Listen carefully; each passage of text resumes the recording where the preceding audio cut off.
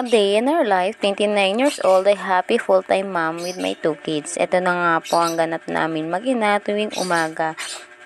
5 a.m. ginising ko na nga po yung bunso ko para makapag-asik.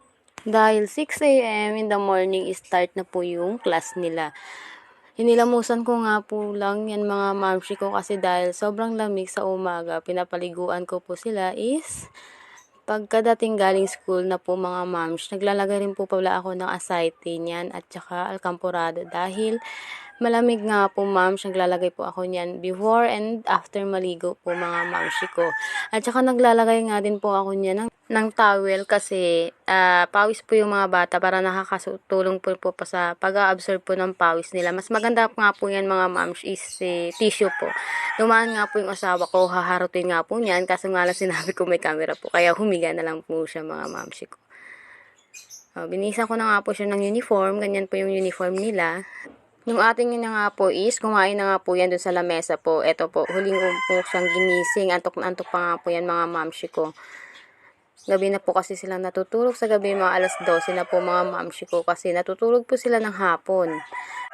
Pinasuotan ko na nga po yan mga mams ng palda and then naglalagay rin po ako yan mga mams ng patches. Mosquito patch po yan mga mams sa likod po.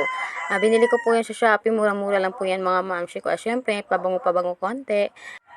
Tatalian ko nga po siya mga mamshi ko. Naglalagay rin po ako niya ng cream sa buhok para hindi po siya buhag-hag mga mamshi ko. Diba? Parang bagong ligo lang po yan mga mamshi ko.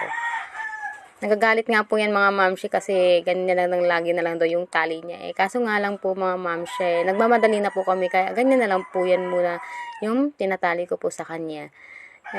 Yun po yung ate niya. Diba? Kumakain po yan mga mamshi. Diba? Nakita niyo yung camera. Tumingin na rin po siya mga mamshi ko sa camera.